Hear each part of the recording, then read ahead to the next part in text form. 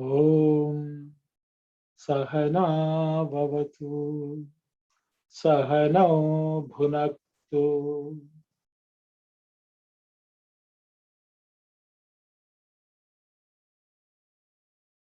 Sahaviryam Karavavahai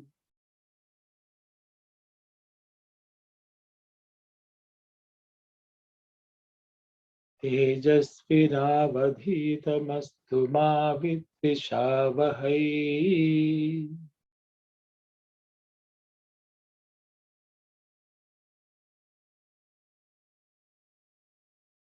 Om Shanti Shanti Shanti.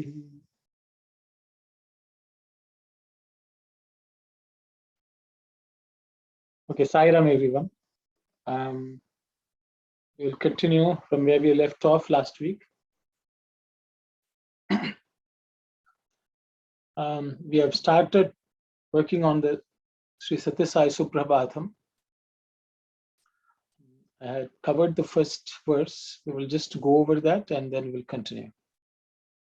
And just for everyone's benefit, we will go over the verses.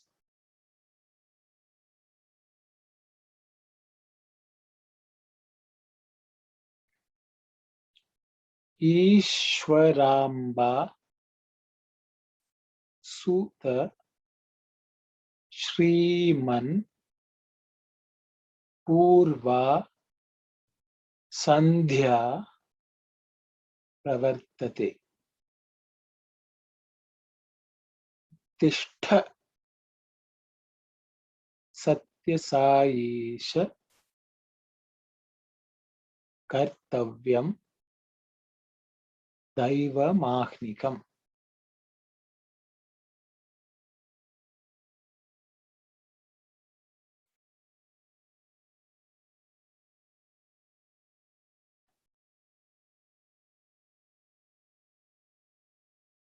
Uttishtotishtha. I will repeat. Uttishtotishtha Patisha Uttishta Jagati Pate. Uttishta Karuna Purna Loka Mangala Siddhaye. So we had covered these two verses. We looked at how to recognize the letters and read, and also how to pronounce and the words. And we also looked at the meaning. A couple of levels of meanings also we looked at. So I'm not going to go through unless someone has a question. I'm going to go to the next verse, which I will read first, and then we will look at them word by word, letter by letter, and look at the meanings also. Okay, Saya. Chitravati Tata Vishala Sushanta Saudhe Tishtanti Sevaka Janastava Darshanartham Aditya Kantiranubhati Samasta Lokan Shri Satya Sai Bhagavan Tava Suprabhatam. I think most of you have heard it, and I'm sure most of you know it also by heart. But it's a new experience, I think, to look at the Sanskrit Devanagari script and learning to read it and understand the words and meanings, and also fix any pronunciation issues we may have. Okay. So just I'm going to follow the same pattern of how we have covered so far.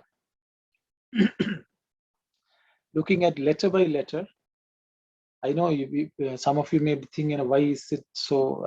People who can read fast may think, why are we spending time? It's my personal belief that every letter, every sound is very potent and is a mantra by itself. And going over them with total attention has benefits.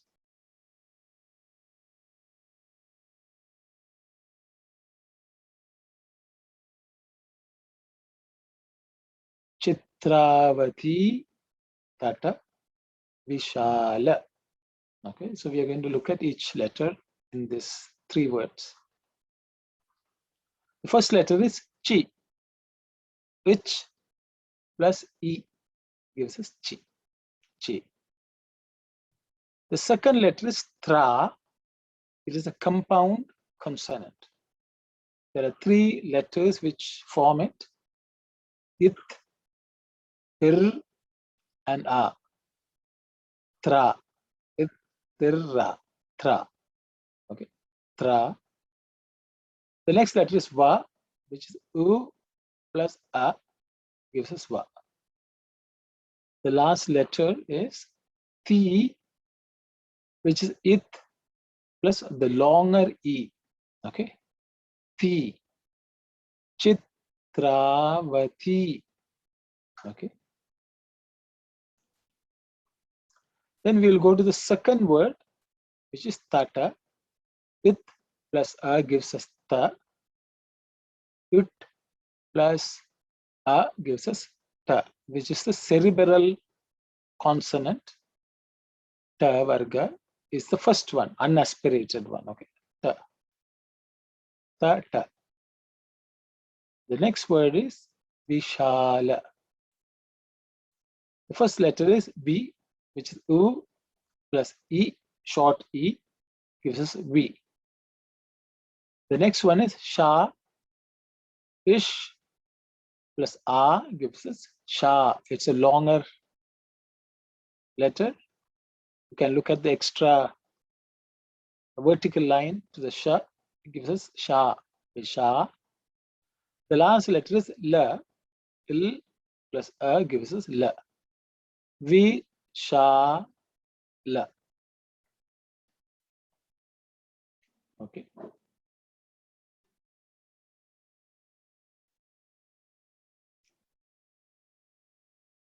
So the next part of the line is Sushanta Saudhe.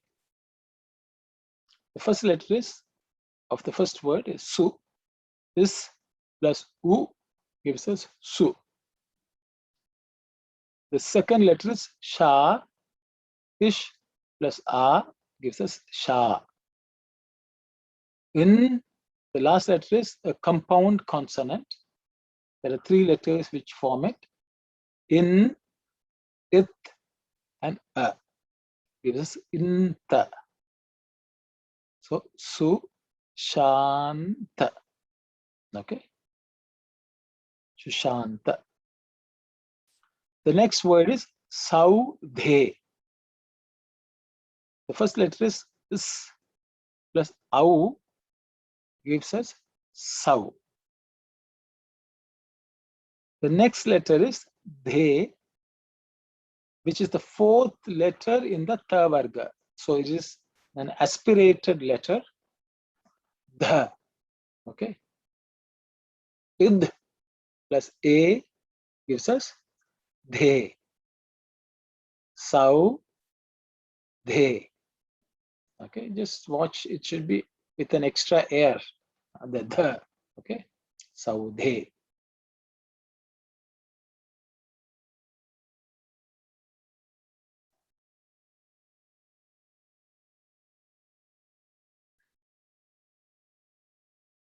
Okay, so actually the Saudhe is there. The next word is Tishtanti. Okay, I've already looked at this, okay. Sushanta Saudhe, Su Shanta Saudhe. I've also added the tishtanti. First letter is ti. It plus e is ti. The second letter is a compound consonant, ish, which is cerebral sha. Ut, the second letter in the ta varga. So that's an aspirated one. Ha. So okay, the ut plus a gives us ish, ta, ish, ut, and a, ish, ta. Okay. The last letter is another compound consonant, in, it, and e. In ti. In, it, and e gives us in ti. Tishtanti. Okay. Tishtantan. Tishtanti. The word. Okay. Watch out the cerebral sha and the aspirated ta. You have to pay attention to that, and so the word gets formed. Okay.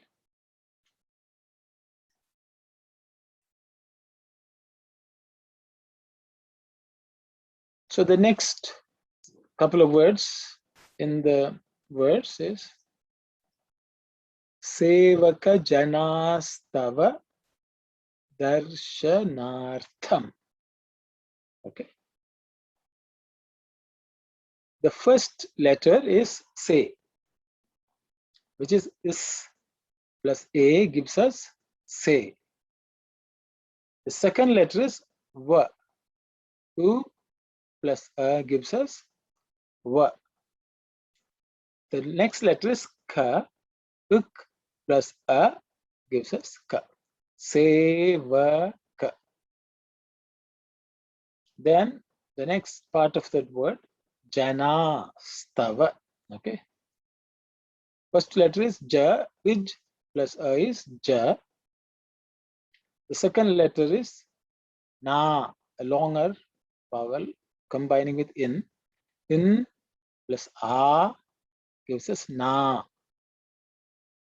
The next letter is a compound consonant, Ista. This, it, and there are three letters combining to make this Ista. The next letter is Va, which is U plus A, Va. Janastava. Janastava. The last word is Darshanartham. Okay. The first letter is the, with plus A gives us the. The next one is a compound consonant. Three letters come together to form it. Ir, ish, and a. Irsha. The ir, is a, I think we have looked at it, it's a hook at the top. And sha, irsha. The next letter is na, in plus a, na. The next one is a compound consonant. Will, it. The it is the second letter in the tha varga. Okay. Aspirated tha. Tha. Okay. Ir, a gives us irtha. As you can see, ir comes as a hook at the top, and tha, irtha, and the last letter in the word is Darshanartham. Darshanartham. Okay, just pay attention to the tha, which is an aspirated tha, which you may sometimes ignore. Okay. Sevaka Janas Tava Darshanartham.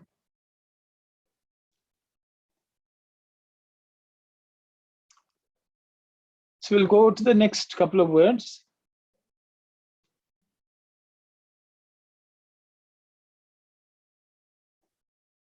Aditya Kantiranubhati. Aditya Kantiranubhati. We're going to look at every single letter. The first letter is A, the second vowel, A, longer one. The next letter is D. Id plus E gives us D. The next letter is a compound consonant. With E plus A gives us Itya. Aditya. The next letter is Ka. Ik plus A gives us Ka. The next letter is a compound consonant. In, It, and E. Inti. So it's Kanti. Then we come to the next letter. It's Ir plus A gives us Ra. The next letter is Nu. In plus U gives us Nu. The next letter is Ba, which is the fourth letter in the Pa Varga. Pa, Pa, Ba, Ba, the fourth one. It is an aspirated one, so you have to pronounce it with a little of air, extra air. Ba. So it's Ba. The last letter is Ti. With plus E gives us Ti. Ranu Bhati. Kanti Ranu Bhati. Okay. So pay attention to the Bha, which you may not, especially people who speak Tamil may ignore, but you have to pay a bit more attention on that. Okay. Bhati.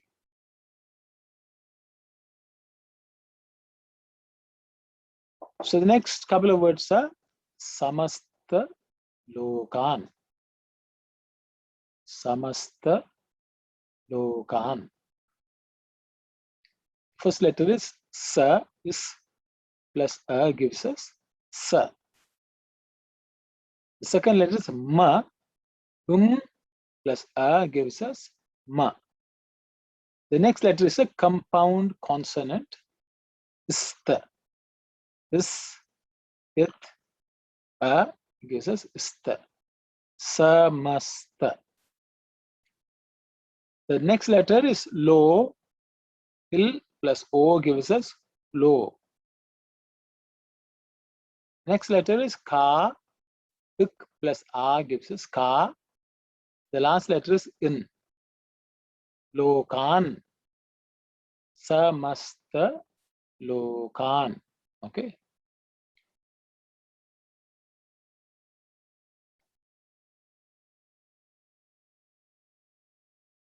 So we have come to the second line, or last line, I would say.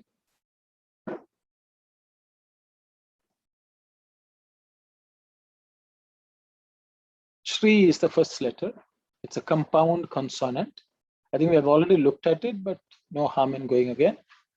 There are three letters which form Shri: Ish, Ir, and E, longer one. So it gives us Shri. Okay, we'll come across this, like here itself we already have Shri Satya Sai Suprabhatam, so it's the same thing. Shri.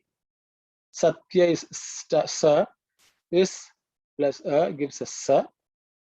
The next one is a compound consonant. It, E plus A, Itya. Satya. Next letter is Sa, the longer Sa, Akara. Is plus A gives us Sa. The next letter is E. E plus E, sorry, E short, okay, short. E plus E, Sai. Last letter, last word is Bhagavan.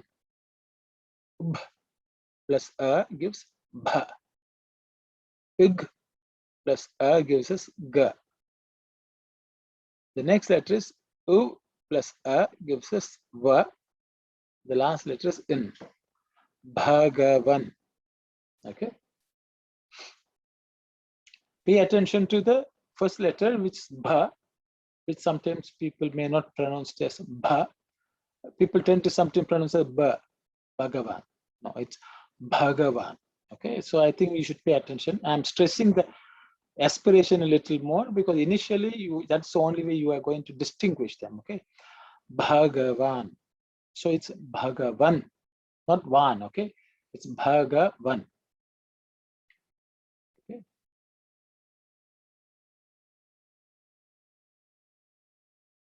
The next two words are Tava. It plus A gives us Ta. U plus A gives us Va. Tava. This plus U gives us Su. Up plus Ir plus A gives us the compound consonant Pra. Up, Ir, A, Pra.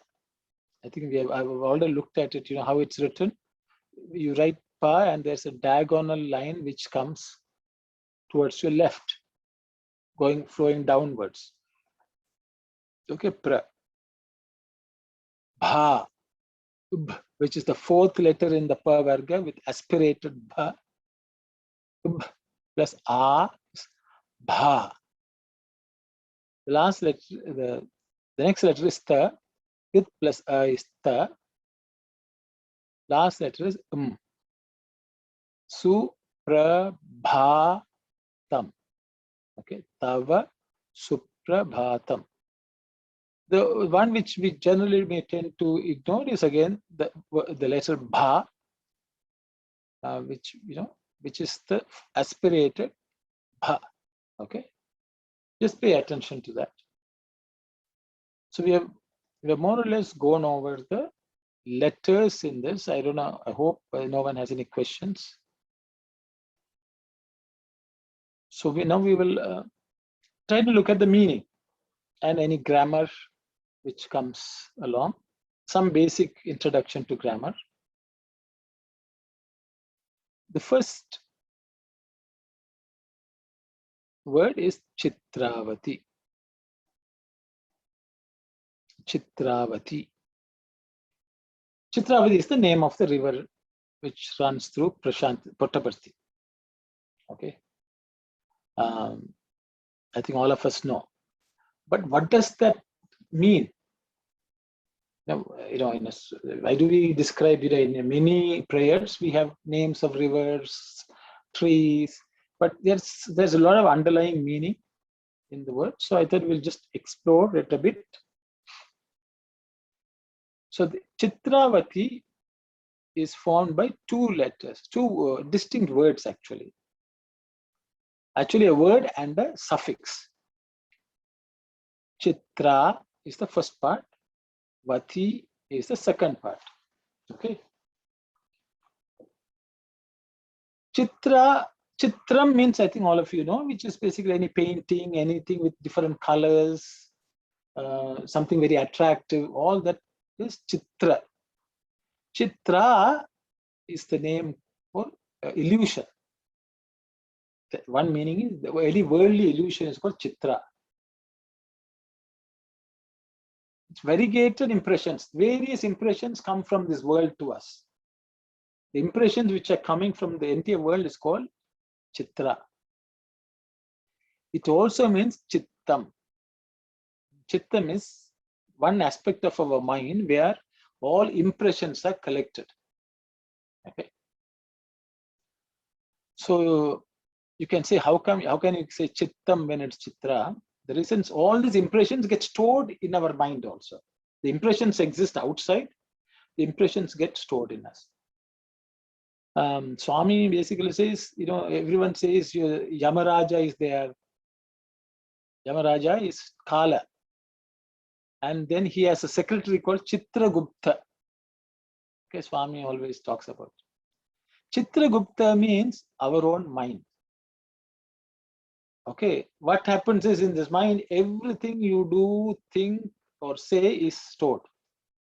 Chitragupta is the one who takes record of all that we do, say, or think, and those records are read when we die and go in front of Yamadharmaraja is the story in Puranas. Yamadharmaraja is nothing but time, Kala. Chitragupta is what is stored in our heart, because whatever we do, think or say, no one else in the world may know, but it's all written in our mind.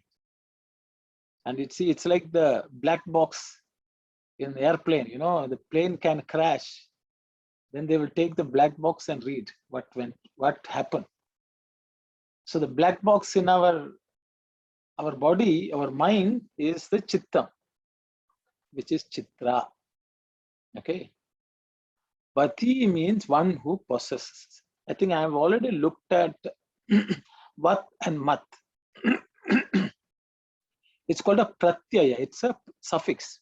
Okay, pratyaya. So we looked at it, Brahman, ma. So it's called a matu pratyaya. That's a technical term. I don't want to. Just want to, anyone who is interested, it's called matu pratyaya. So that is a suffix which gets attached, which basically means one who possesses whatever. Okay. So we had looked at it before. So vat also is one, that matu pratyaya, in some cases it becomes vat, in some cases it becomes mat. Okay. We talked about Sriman. I think that's where I had mentioned it. Mat becomes man, but the thing is one who has Shri, one who possesses Shri. Okay.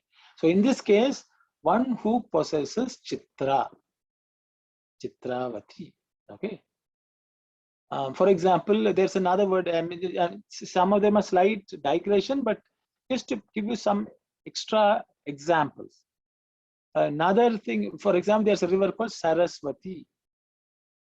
Goddess Saraswati is called Saraswati. Okay. Saras means it's a collection of water. It can be a pool, it can be a river flowing. So it's a collection of water, or water is called Saras.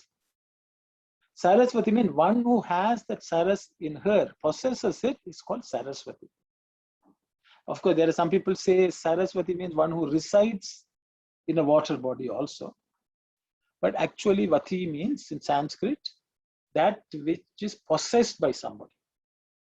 Okay. So in that, the person resides, and that thing also resides in the person. Okay. Chitravati means the one in whom the illusion of world is residing.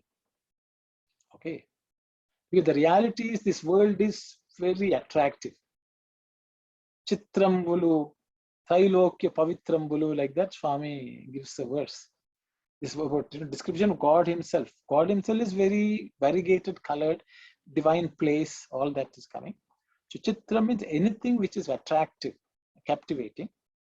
All those impressions, which is nothing but illusion, that resides in a place called Chittam, Chitravati. So actually Chitravati is the flow of thoughts in our own mind, which continuously flows.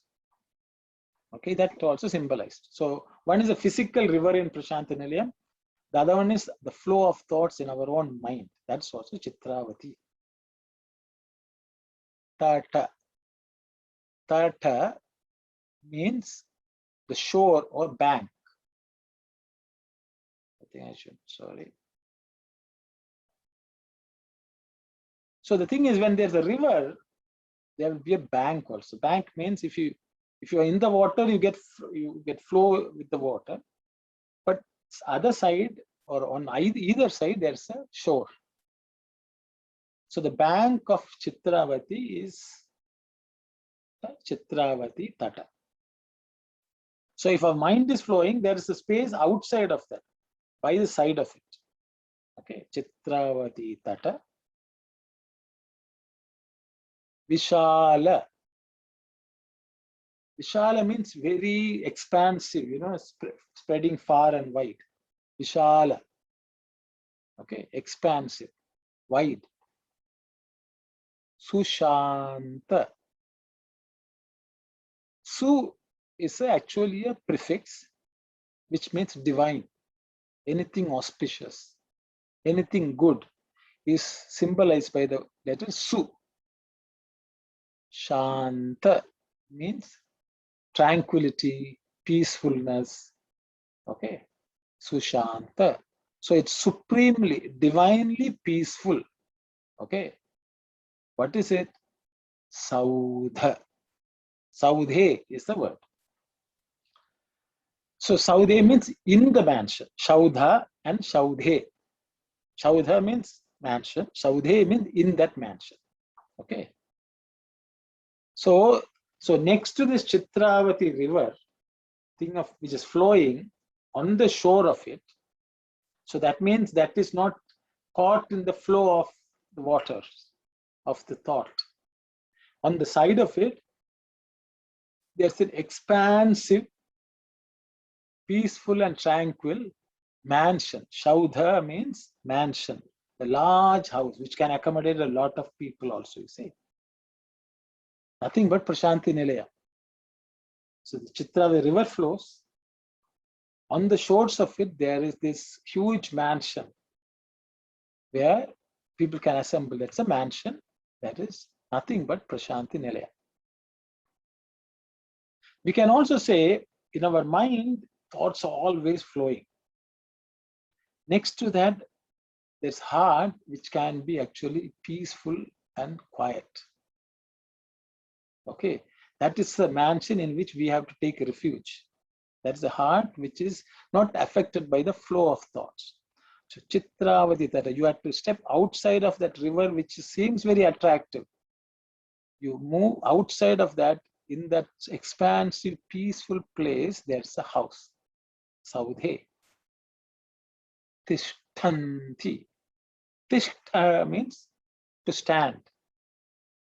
It also means wait. Okay, Tishtanti. It's a verb which is actually a plural. It means that many people are standing, means Tishtanti. Okay, I don't want to go into the grammar at this point in time. In Sanskrit, Tishtati means one person is standing. Tishtati. Many people are standing, means Tishtanti. Okay, I will maybe do another session maybe next week or so, just on verbs and how there are various aspects of the verbs. So I will talk about it next week. I'm just introducing the word. For now, if you understand, Tishtanti means standing. Okay, maybe I should say many. Plural. Okay. So it's a plural verb. Okay. In English, you don't have the distinction. He is standing, they are standing. So you can say are. So I can, maybe I should put, sorry, I think as I'm talking to you, I can. Okay, are waiting. I think that will plural form. Okay. I will save this file if you don't mind. Others can take notes if you don't mind. I'm sorry. I'm doing it on the fly, but I thought I will. So Tishtanti. Okay. So who is standing is the thing which we are going to look at.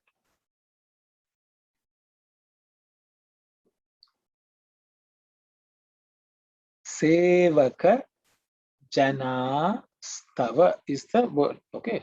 So we're going to look at it. Actually, this word actually samasa. We have already spoke about samasa. Samasa is a compound word. Okay. So there is the word sevaka. There is jana tava. Okay. I'm introducing a concept. I think we already looked at sandhi. I had told you sometime when you bring the words together, the letters at that end of one and the beginning of the other join and form a joint. Okay, that becomes sandhi, a junction. Okay, and sometimes in the junction there are certain changes according to the nature of the letters which come together. So here the two words are sevaka jana. That is a visarga. So some people pronounce it as sevaka janaha. Also some people say. I generally don't prefer sounding it loud because it's a visarga. Visarga is a air only. Sevaka jana or sevaka jana. Okay, that is visarga. Plus the next word is tava. Okay, so what happens is this Visarga becomes s because of that joining. Okay, because the tha is following, there are some rules. If a visarga is followed by tha, this ha becomes s. Okay, so that sevaka jana becomes sevaka janas and tava. So then the word is, the compound word is sevaka janas tava. Okay, so in Sanskrit you will find this kind of transformation of visarga or any vowel during a sandhi. We'll see that. So this is one example of that. Okay. So now we will look at the meaning. That is just the grammar portion of it. Now let's look at the meanings. Sevaka means a servant, one who serves is sevaka. Jana is people, it's a plural, okay? Jana means one. Janaha means plural, many. Okay. Sevaka jana means people who serve. Okay. So who are the people who serve? They are devotees. Serving people or devotees. Okay. So you can say people who are ready to serve the Lord. Okay. Sevaka jana. Tava means your. Tava means your. The word for you in Sanskrit is tvam. I think I will do a separate session on this, but for just now for information, tvam means you, tava means your. Okay, it belongs to you. Okay, tava. I had mentioned the word vibhakti. I will introduce that it's, how the noun takes on different forms depending on what the meaning is. Like tvam is you, tava is your. Like in the same thing, like you is you, your means it belongs to you. Okay, so he and his, she and her. So the word changes to give a different meaning. So it's the same thing here. Okay, tava. Next word is darshanartham. Okay, darshana artham. Darshana means darshan, having a vision of the Lord, sighting the Lord. Artham, for that sake. Okay, darshanartham. Okay, this artham means anyone who wants something. Okay, for example, we use the word vidyarthi, means one for the sake of vidya, one who goes after vidya. Okay, artharthi means one who goes for artha, which is wealth, artha, who seeks wealth. Okay, so like that, artha means for the sake of, one who seeks that. Okay, darshan artha means there are people waiting to have your darshan. They're waiting for that sake, they are waiting. Okay, Aditya is a name for sun. Okay, Aditya comes from the meaning Aditi's son. There was one of the wives of Kashyapa, who is a son of Brahman, has to have had Diti and Aditi. There are two wives. Aditi begot all gods. Okay, so Aditi's children are called Aditya. Okay, that's the way it comes. Diti is the other wife. Her children are called Daitya, all demons. Demons are called Daitya. So can you believe in one family, two wives, one had Deva god, the other one had demons. That's the way the story goes. It's a digression, but Aditya comes from the word Aditi's son, who is sun. Okay, Aditya. Kanti Ranubhati. Okay, again there's a sandhi, which is visarga sandhi. Okay, so we'll look at it. Here there are two words, kantihi and anubhatihi. Okay, Kantihi and Anubhati. What happens is this Visarga in this case becomes R. Becomes R. So Kantihi becomes Kantir and Anubhati. Okay. So that becomes Kantir Anubhati. Is Aditya means Surya? Yes, yes. Sun, Surya. Yes, sister. Okay. The Aditya has lots of meanings. I don't want to go into it too much. I think just it is sun, Surya, sun who rises every day. Let's put it that way. But Aditya has another meaning also. Maybe I will just mention it. Swami says, when the sun comes, the sun is reflected in everything in this world. Wherever there is water, that sun is reflected. The sun who reflects in the water everywhere is called Aditya, Swami says. Because we are all vessels. Okay, in that vessel there is water, which is Daya or Hridaya. And Swami says God will be shining in that. Just the way the sun rises, sun can shine in every water drop in this world. That ability whoever has is called Aditya. Sun has this ability to reflect itself in every water particle in this world. It's called Aditya is also so. Okay, so I thought it's just a digression. And these are things Swami in his discourse has said. It is it's an opportunity for me to share what I've read, so that I thought I'll share that. Okay. Kantihi, I think I didn't. Kantihi means effulgence. Okay, so let me just write. If you don't mind, I'm just, I think I forgot to save that.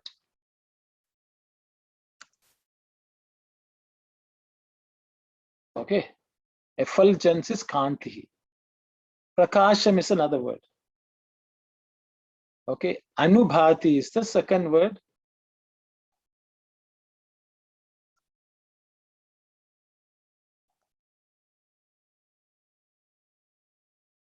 It means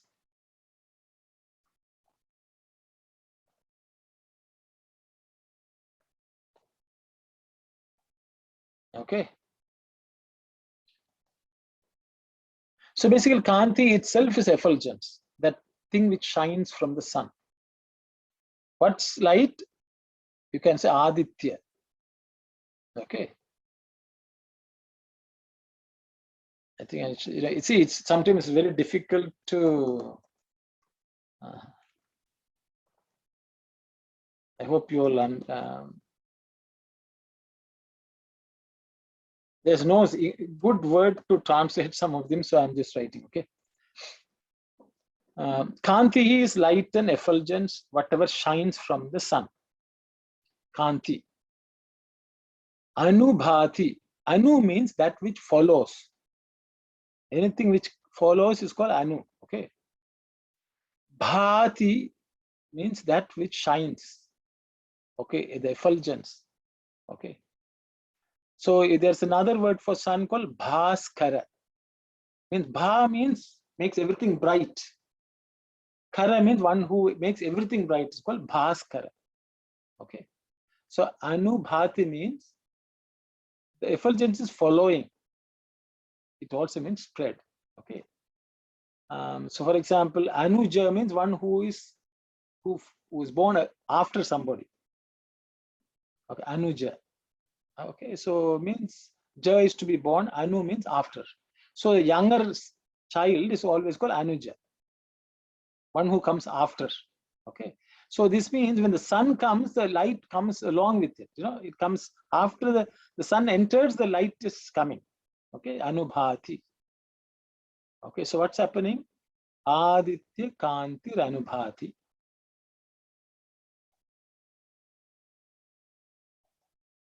The next word is Samasta. Samasta means everything, entire. Some asta is there are two words which come together also, but I don't want to go into too many details. Samasta means, asta means some is also means divinity, completeness, asta, where it is. So wherever anything exists, all that is existing in this world, samasta. Lokan means world. All the worlds, actually I should put the word worlds. Okay, it's plural. I think we always chant, samasta loka sukhino bhavantu, it's standard prayer. You can see in Suprabhatam, it's already mentioned, samasta loka. Okay. Before you used to chant loka samasta, and Swami changed it to samasta loka. I think it was already in the Suprabhatam. Swami had inspired the devotee Tirmalacharya to compose it that way. Samasta lokan. Entire world. All, I think I would say all, okay. Because I tried to translate it into English. So entire or all worlds. Okay, let me put it, I just put it. Because each language has its own way of expressing. Sometimes it's not very easy to translate it into another language. Brother Kumar raised his hand, so I will ask him what. Brother Kumar, go ahead. The last word, I think the lokan, the N is silent or what? It's not. No, it is not. It's pronounced. Okay. So you will say lokan? Yes. Thank you. Okay. Again, there's some grammatical issues involved. I will explain next time, because each one, if I start, it will branch off into a completely different discussion. But for now, I think it just samasta lokan, all the worlds. Okay, let's put it that way. But in is pronounced, brother. It's nothing in this Sanskrit when it's written is silent. If it's written, is pronounced. But how it's pronounced, I think we have to look at. That's all. Okay. So the concept of silent letters is not applicable to Sanskrit. Okay, samasta lokan. Sri Satya Sai, I don't want to go into detail. That is Swami, or divinity. Bhagavan. I have said there are a few slides where I explain the meaning of Bhagavan. Okay. I will take you through those slides. Tava, again the word tava comes, your. Suprabhatam. Su is auspicious. Prabhata is morning. Okay. Again, you can see the word bha. Okay. Why the word prabhata comes means when light is spreading, that is called prabhata. Pra is to spread, bha is effulgence. That the time when light spreads is called prabhata. Okay, suprabhata. So morning when the sunlight is spreading. We will go over the word Bhagavan. Okay. I have just taken it from one of Swami's discourses. I thought it's an opportunity to listen to what Swami has said. Okay. So I'm just going to read it and then we can discuss if anyone has questions. Swami's just reading, we can just read it as is. What does the word Bhagavan means? So the word Swami explained was Bhagavan. Then you can ask why is Bhagavan and what is Bhagavan? I think I already explained. Bhagavan is the name, a noun, as is. Bhagavan means when you call out to Bhagavan, you say Bhagavan. Shriman is the noun. When you call him, you will get Shriman. Bhagavan is the noun. Bhagavan means Hey Bhagavan. Means when you call Bhagavan, you call him Hey Bhagavan. Okay. So I thought, I think I had already mentioned that, but I thought I will repeat it. It is a nominal title. So it's a title, Swami says, Bhagavan. Okay. It's a name. To whom is this title given? Swami says Brahmeti, Paramatmeti, Bhaga iti Saha. Okay. It's a Sanskrit definition of the word Bhagavan. Swami is quoting from some Vedic text. Okay. Some Shastra. Swami says the Veda. The Veda defines some of these words. Brahmeti, that Brahma iti is Brahmeti. Okay. Iti means this or that thing. When you say, when you want to refer to something, we'll say so and so, something like that. Brahma, that is. Brahma means that which expands. Okay. Paramatma iti means that which is the Supreme Lord. Paramatma. Okay. Supreme soul. If you want to use the word soul, Atma. Paramatma means God, divine, supreme being, you can say. Bhaga, that which is Bhaga. Okay. Iti Saha. Iti, that. Saha means he. One who is Bhaga, one who is Paramatma, one who is Brahma, that person, that entity is Bhagavan. I also talked to you about the word Vat. Bhaga Vat. Again, this Matu Pratyaya means one who has Bhaga is Bhagavan. One who possesses Bhaga is Bhagavan. Okay. So that's the definition. And so Swami, that is Bhagavan is the one who is the supreme, absolute, and oversoul. That's English translation they've given. But I thought I will go through. Then Swami gives further meaning. Well, it's from one discourse, so I thought, why not? Use the opportunity. When we learn a word, might as well fully read what Swami said. So that's why I quoted from there. If anyone is interested in the reference to discourse, I will give the reference. I will attach it and save it. So you can go and read it for yourself. The word Bhaga means Sambharta and Bharta. Swami gives, there are two words to explain Bhaga. Sambharta is one who is responsible for creation of the cosmos. Bharta refers to one who sustains and protects the cosmos. So he is the creator, he makes it happen, and he is the one who looks after. Sambharta and Bharta. This means that Bhagavan is one who has the power of creation and protection. So the word Bhagavan means one who is the creator and sustainer of this world. This is another meaning Swami gives. That's why when we say Bhagavan Sri Satya Sai Baba, we are basically acknowledging to ourselves and to other people that he is the creator, he is the sustainer. Okay. There are other meanings also Swami has given, but I don't know, because the Bhaga has 6 qualities and so on. But I will leave that, otherwise it becomes one discussion only about Bhagavan. Maybe at each time I will give a new reference from Swami, where he has spoken about it. So that way we will learn all the meanings of Bhagavan as we learn Suprabhatam. Okay. Because Swami is taking, this is Swami's lesson in Sanskrit. Is the way I look at it.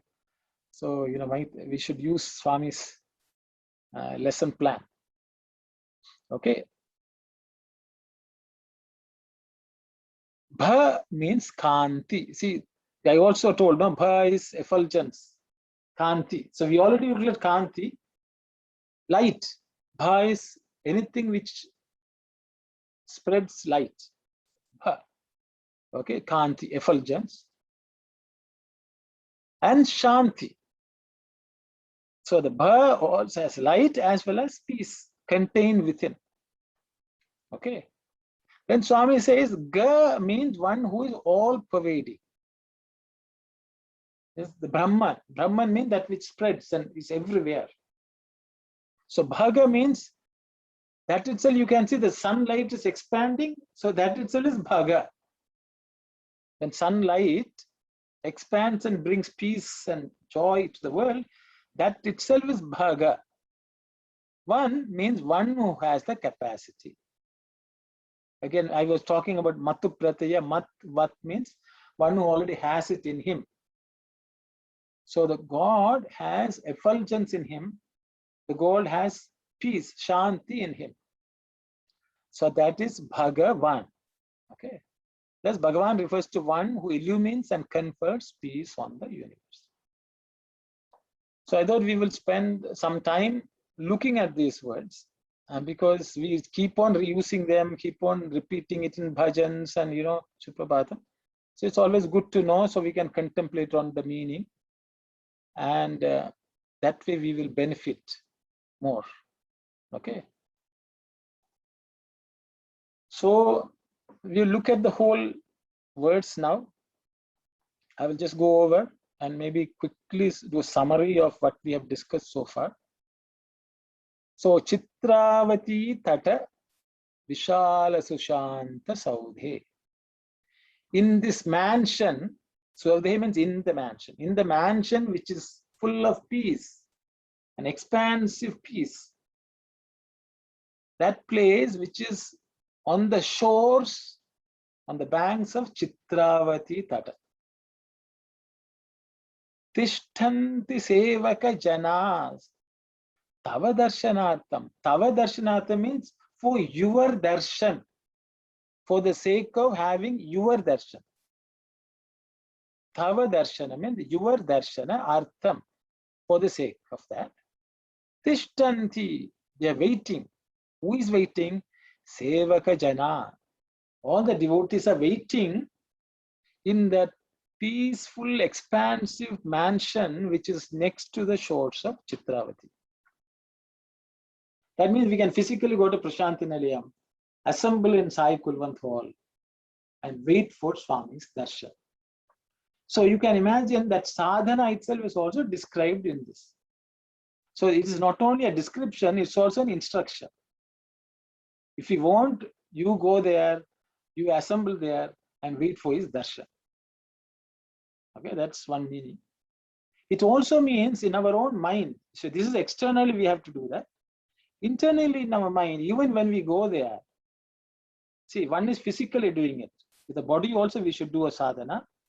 Mentally also we should do. Swami says, Trikarana Shuddhi, thought, word and deed. Deed is what we do outside. You go to Prashanti Nilayam, you wait and wait for the darshan. That is the physical deed. Then, word, we should also speak about it. That's what we are doing now. We are reading and describing that. Then in mind also we should do. What should we do in our mind? Swami would say, our mind is always running flowing like a water, Chitravati. Get out of that. Don't stay inside. You come out of that thought flow. There you will find peace. There you wait. Stand and wait for the Lord to appear and give you darshan. So that is meditation. Meditation is nothing but we try not to get caught in our flow of thoughts, stand outside, stay calm and peaceful, and wait for the Lord to appear in front of us. So that's what we do at our mental state. So all these three are described here. So one is we go physically, then we say it aloud, and in our mind also we do that. That becomes a sadhana of three kinds. So Suprabhatam is nicely explaining to us what we should do. Okay, then what happens is Aditya Kanti Ranubhati. Samasta Loka. Aditya is sun. Kanti is effulgence. Anubhati, it will spread everywhere. It will make everything in this world bright. Samasta Loka means everywhere around the world it will spread. When will it happen? When we go and sit and wait for the darshan of the Lord. Naturally it will happen. So it also means Aditya, as I had said, Aditya is the sunlight reflected in us. So the divinity should also be reflected in us. And within our hearts also, it should expand that brightness. Then that the light will spread within us also and through us outside also. Sri Satya Sai Bhagavan Tava Suprabhata. Sri Satya Sai, you all know it's Swami, auspicious, the true mother. Okay, Sai. Bhagavan, we already said he's the one who creates and he's the one who sustains. Tava Suprabhatam.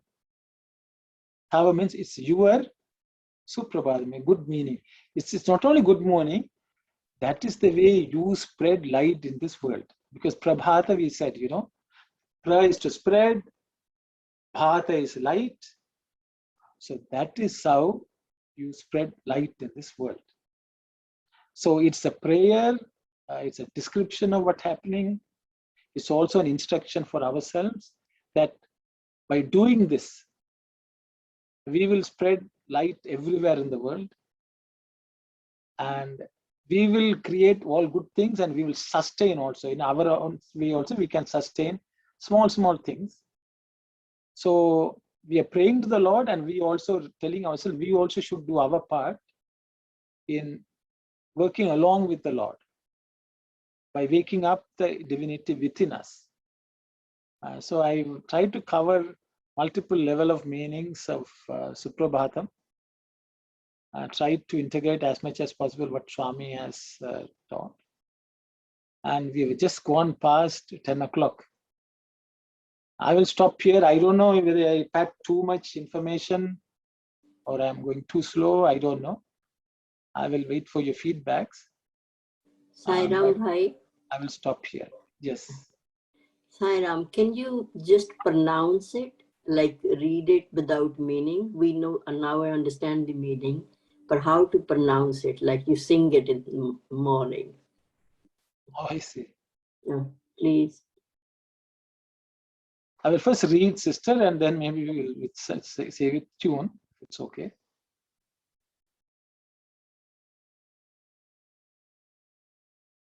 Chitravati Tata Vishala Sushanta Saudhe Tishtanti Sevaka Janastava Darshanartham Aditya Kanti Anubhati Samasta Lokan Sri Satya Sai Bhagavan Tava Suprabhatam. Okay, so this is the Suprabhatam. I am sure there are more melodious people who would have sung. But if sister says, I attempt to say it, it's okay. Thank you. Anyone else has any questions? Did I spend too much on something? Please let me know. And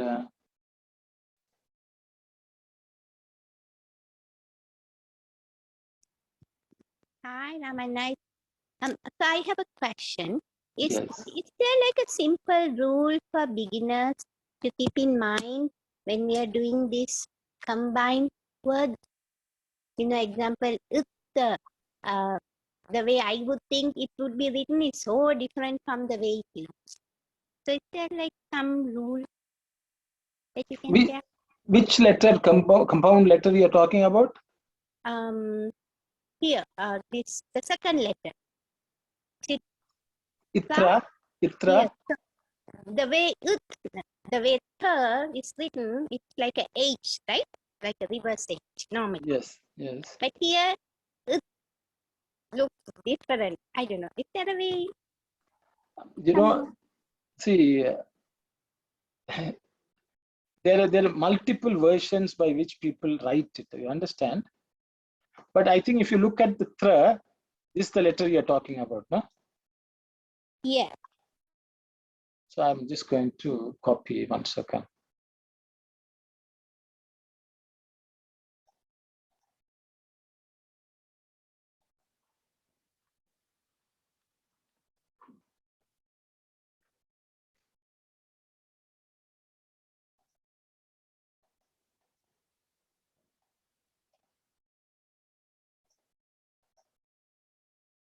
Also the second letter in the second line, Ishta.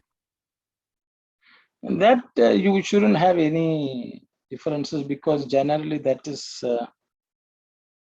I don't think there are not too many variations for that. Okay, so if you look at, you are referring to this one, okay?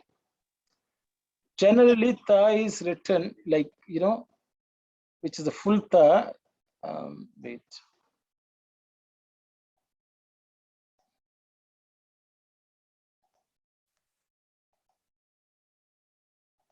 Okay, this is the way you are saying, isn't it?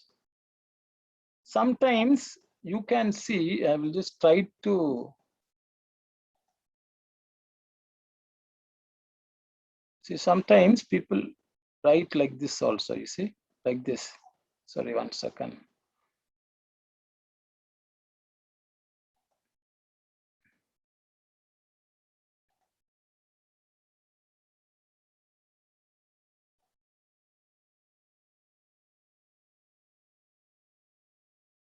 Understand, you will see like this also. Okay. Oh, so did I vanish? It's vanishing. I don't know why.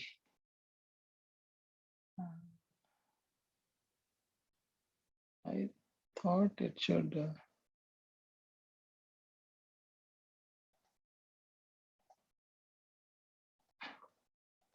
It's vanishing pen, it says. Sorry about it. But we Okay. can see. No. I know. 1 second. Draw.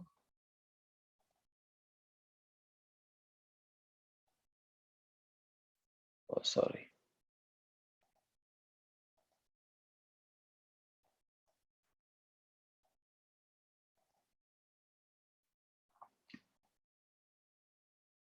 Okay, so you sometimes you see, sorry, it's not the best. You will see something like this.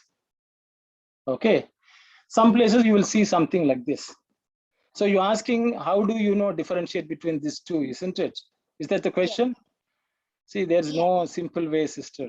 Okay. So over a period of time, you become familiar that there are two ways people write. This way and this way.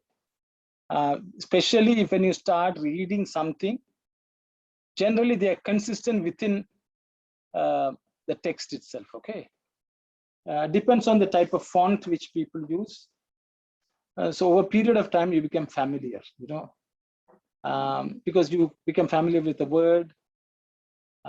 So I think first time, if you have any issues, you know, if you find some confusing, then you can refer to myself, or, you know, you can refer to something online also.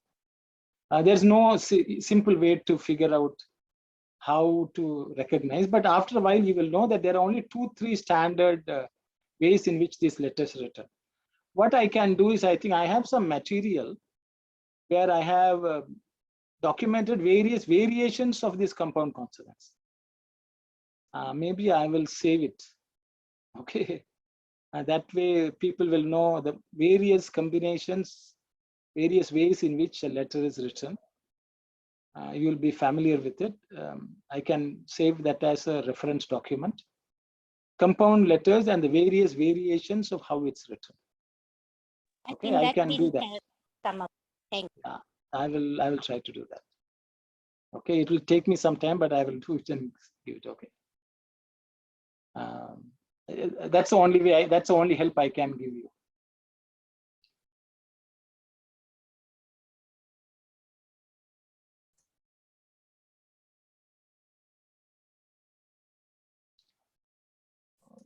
Okay. So I think, Brother Kumar, you have raised a hand. Yes, a quick question. So the first word letter that you have below is, it's not Chitra, it's Ra. Tra. Ra. This part, brother, is it. It, And this line here is Ra. Ra. Tra. So it becomes Chitra. Chitra. Because the reason is, you know, the way it's I've written here, that is way generally people may write, but because of, you know, stylistic demonstration, this also has become prevalent. Okay. So that's Yeah, because I was getting confused because I was looking at the cerebral, on the vowels, the ra with the. So the ra is always, when it's a compound letter, this diagonal line like this is always ra. See, if you look at Prabhatam, Yeah. the diagonal line. So Yes. you will, wherever that ra comes as the second letter in a compound consonant, you'll always see this line. Universally, you will see that. Okay. Okay. So the thing is, when you look at this letter, for example, this is ra. So the second letter is in this compound consonant is ra. Now it's a matter of figuring out what is the first one. So first one, you are left with a line like this and a line like this. So how many letters are there which can be close to that? It's ta. There are not too many letters, it's something like this and like that. So that is the only way you can figure out when you're encountering it for the first time. But after a while, you'll get used to it. Okay, that's all I can say. But I will give various versions of compound consonants, how they are written, as a reference document for people to look at. Thank you, brother.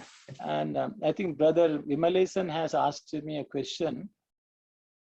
Samasta lokha sukhino bhavantu. I think his question is, the visarga, is it to be silent or it should be pronounced as ha? That's his question, I think. I will do a separate session, brother, because samasta lokaha, I don't know if you all are okay with me. Maybe I will just show you. Okay, give me a minute. I'm going to.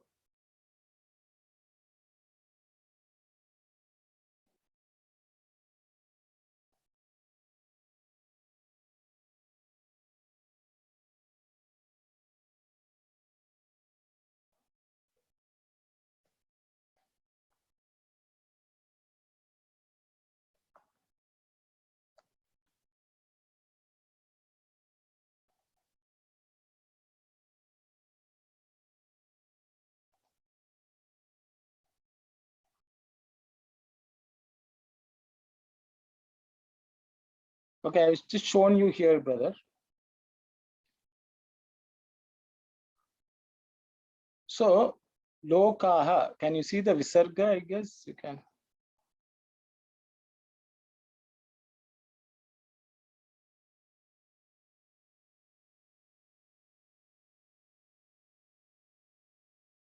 Okay, so 1 second. I hope you all can see it clearly.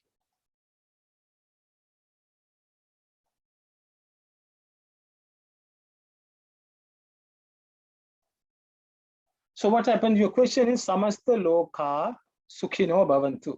Okay. The reality is there's a visarga here. So the thing is, if you don't say this together, if you want to keep the words separately, samasta loka or samaksta loka sukhino is right. But then what happens is, if you say it together, if you bring them together and say, this visarga becomes is. Sandhi takes place. Okay. A visarga which precedes sa becomes is. So it becomes samasta lokas sukhino bhavantu. Okay. So either you say the visarga, which with an air, a puff of air, loka, whether you call it or ha, it doesn't matter. Samasta loka. Because it's actually an echo of the last vowel. If you leave the vasarga, okay. Samasta loka sukhino. If you join them together, you will say samasta loka sukhino bhavantu. Then the visarga becomes s, which is similar to the visarga sandhi we saw in sevaka janas tava. Okay. You can, if you break it, you can say sevaka janaha tava. But when you say it together, you say sevaka janas tava. It's the same thing with shanti. Shanti, Shanti. But if you're joining them and saying, in one stretch, then you will say Shanti, Shanti, Shanti. There with the Visarga become Ish. So it's a similar rule. I hope I answered your question. That helps. That sorry, that clears the thing. But Yes. meaning wise is either way, Mhm. it's the meaning we say all the beings in all the worlds be happy. Isn't it the meaning? Yes. Yes. Yeah, then loka means all the worlds or all the beings in all the worlds. See, in Sanskrit, the word loka means the physical world. It also means all the people. There are multiple meanings for the word loka. Okay.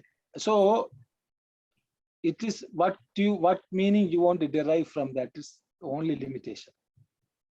Okay. Because the thing is, if you say world, you may only see the stones and mountains and the earth. But the thing is, within that earth also there is a living being. Can you separate that world from the people? Oh, okay. People are contained in it. Again, then we will get into the point when we say I am the body, there is a jada element in it, which is earth. Then there's Atman. Then there's Manas. That is why they say Trilokam. That means, why do we say Shanti 3 times? One is for the Bhuloka, Bhuvarloka, and Swarloka. The Sthula, Sukshma, and Karana. The gross, the subtle, and the causal. So everything is covered. Actually, that Loka covers everything. Oh, okay. Good. So the thing is, depending on the level of understanding of the practitioner, you can take as much meaning. Okay. There are Good. people who will say Samasta Loka is God himself. Okay. So there's no end to the meaning which you can derive from it. Okay. Okay, that's all I Okay. can say. Thank you. Good. See, that is the Sanskrit as a language, is very flexible, so deep. It's like a very deep ocean. It's not shallow water. You dump in, you dive and dive and dive. You will find everything in the ocean. People who go to the beach will look at there's water and come away. But deep water, scuba diver will tell, oh man, there is wealth.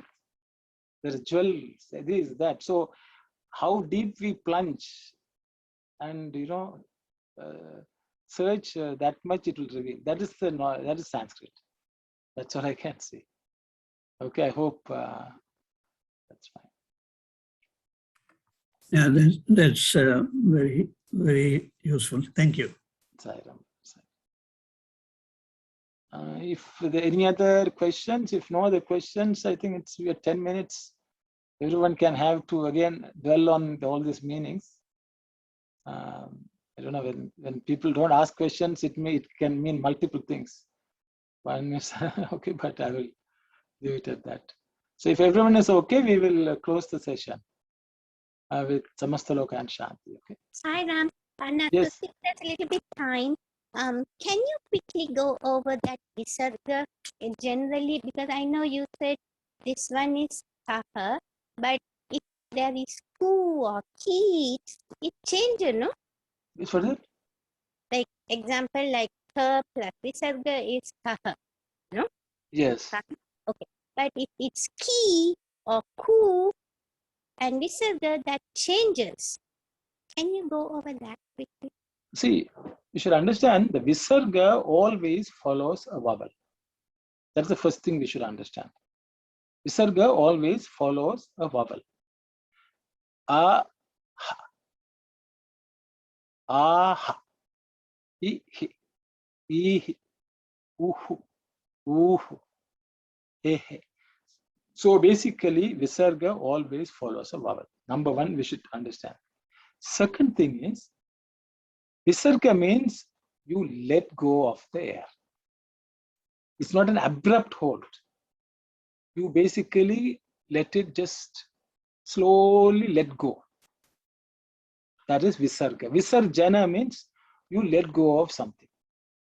For example, you take the Ganesha's idol and you let go of it in the ocean. You won't drop it. You take it and leave it slowly, gently, and it just vanishes into the air. That is the nature of visarga. Okay.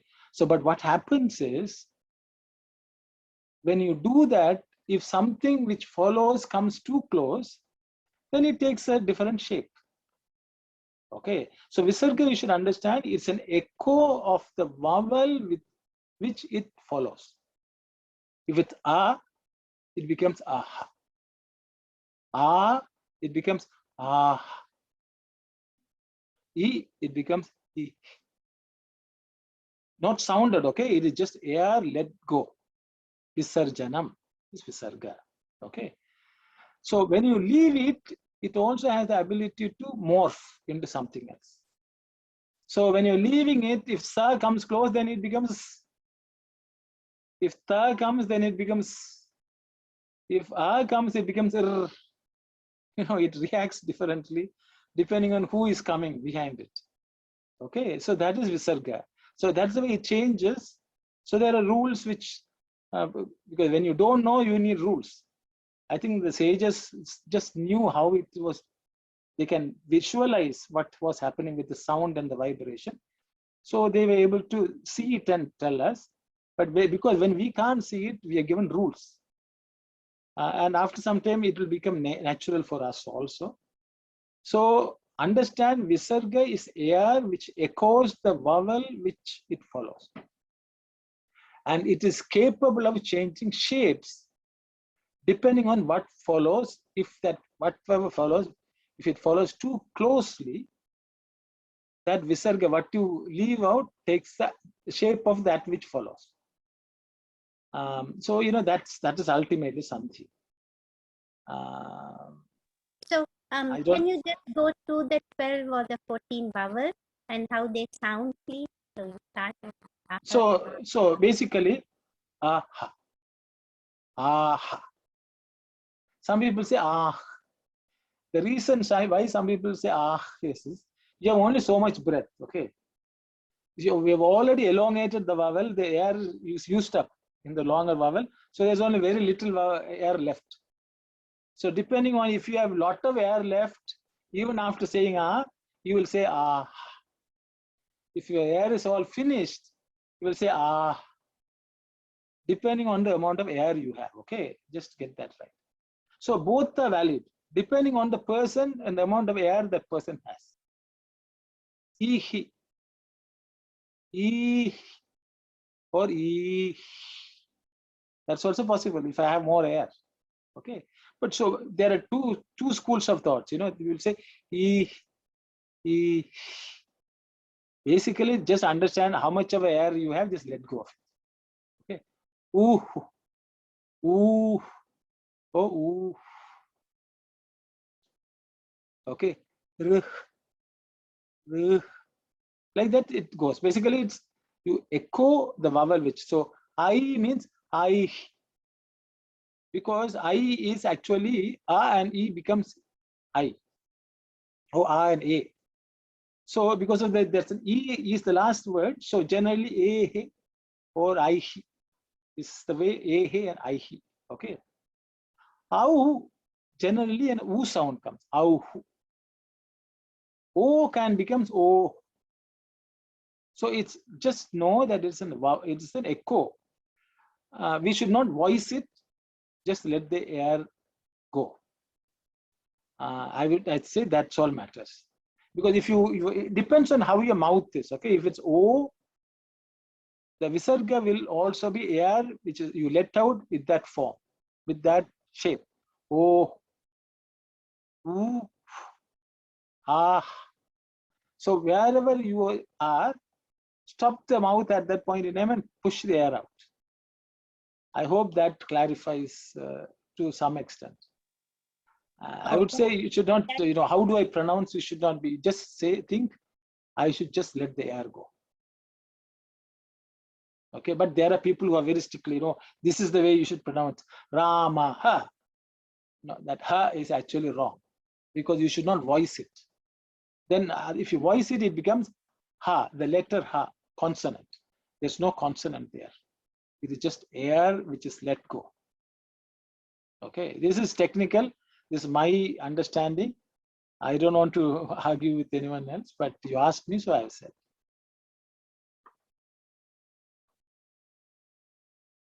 Okay, I don't know if it's okay. I think we can close. Sairam, brother. Sairam.